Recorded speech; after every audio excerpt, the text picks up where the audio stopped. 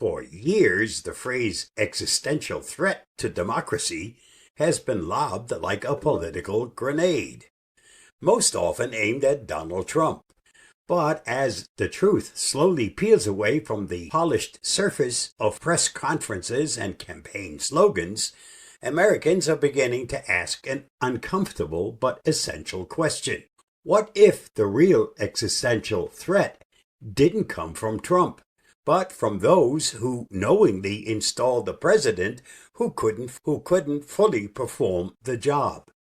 It's no longer a fringe concern or the murmurings of internet forums. It's front and center, thanks to a flurry of leaks, behind-the-scenes accounts, and the growing realization among ordinary citizens that something never quite added up during the Biden presidency. So let's break it all down. What is an existential threat really?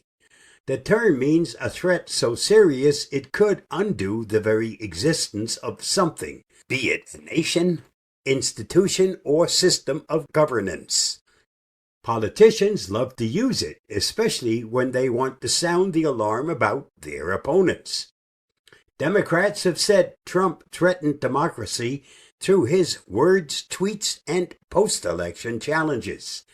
But now, many are wondering if the Democratic Party itself played a role in endangering the republic by backing a man they knew was in cognitive decline. The shadow presidency, just a theory or a democratic crisis? The idea of a shadow presidency may sound like a political thriller plot, but it raises legitimate questions. Was Biden truly making the decisions? Who was running the country behind the scenes? Was the American public deliberately misled during the election and throughout his presidency? These aren't just speculative musings anymore. Former staffers, reporters, and global leaders have raised quiet concerns. His limited press exposure, frequent gaffes, and signs of cognitive slippage weren't hidden. They were managed. And if those around him were actually the ones shaping domestic and foreign policy while shielding him from scrutiny, then we weren't living under a presidency. We were living under a performance. When the obvious is labeled conspiracy, here's where it gets infuriating for many Americans. Despite what seems obvious to anyone watching, President Biden's fading faculties, mainstream media, and political elites have consistently dismissed it as a right-wing conspiracy theory. But let's remember something. Not every so-called conspiracy theory is false. Watergate was labeled a conspiracy theory until Nixon resigned. The Tuskegee experiment was labeled a conspiracy theory until it was publicly admitted. The CIA's MK-Ultra program sounded like science fiction until declassified documents confirmed it. So when ordinary citizens say, "I didn't think Biden's actually in charge," they're not peddling nonsense. They're asking the right questions, questions the media should have been asking all along. The term conspiracy theory is now too often a tool used not to protect truth, but to suppress it. Gatekeepers and narrative control.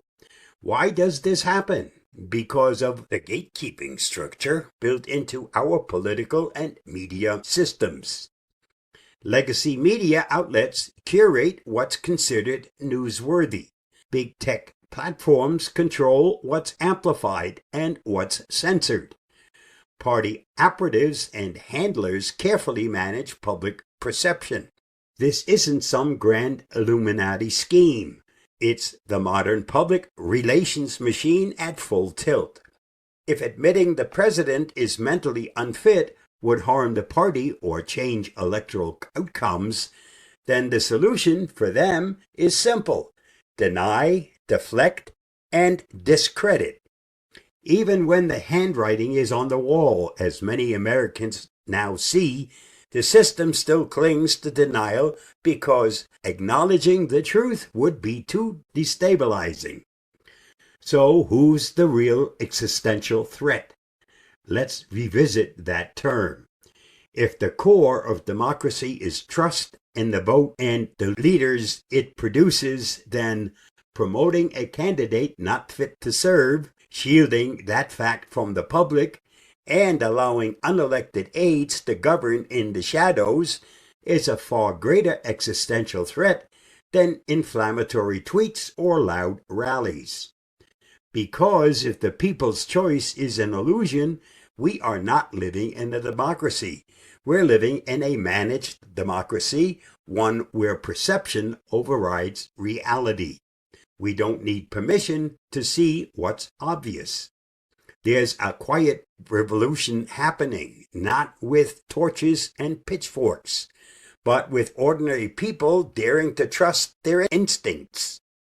They're no longer waiting for credible journalists or approved experts to confirm what their own eyes and ears are telling them.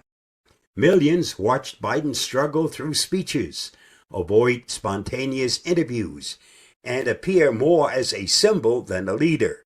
They were told to look away, that everything was fine, that questions were dangerous. But now those same people are being proven right, and they're not asking for apologies. They're asking for accountability. Conclusion: the true cost of political deception.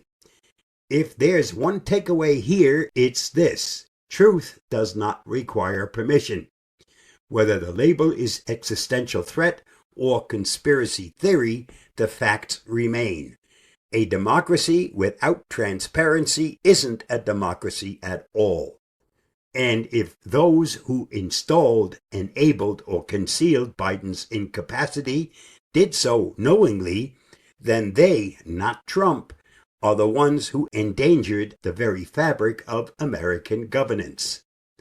Stay safe, stay secure, and maybe it's time to stop gaslighting the public and start confronting reality with courage, honesty, and consequences. I'll see you again soon. Bye-bye, and thanks for reading, watching, and listening.